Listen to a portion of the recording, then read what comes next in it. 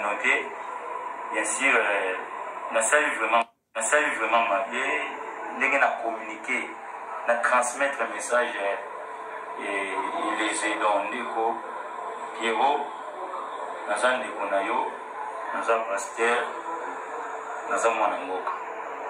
Mais dit que transmettre communication dans l'année, ils ont dans les bontés. Na perte de contrôle par rapport à la spiritualité. On va maîtriser ma conscience dans la singio au limbisa. Nous avons déjà Kimia, la petite sœur famille, Batubeli va commis Maramoa. Il s'allie bien. Nanga Mokopé, tant on a écouté la yango, la président.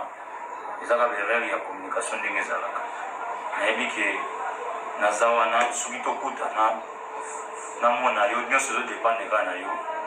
Parce que, pardon, ils ont puissance pour être avec qui.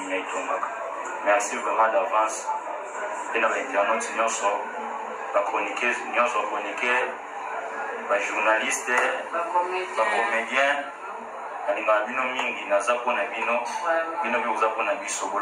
Stress. Donc, surtout c'est qui au moins à qui est là. Donc, on a 5 minutes. Les morobé à Bosenga, pardon, vraiment limbisa, vraiment ba comédien, bon limbisa, vraiment de Konangai.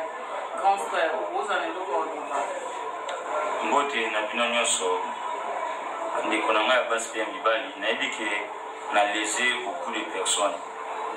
La spiritualité na physique, il va la nakaté. Et la communication de Salinga avec vous transmettre le message. Et ça, la perte de contrôle.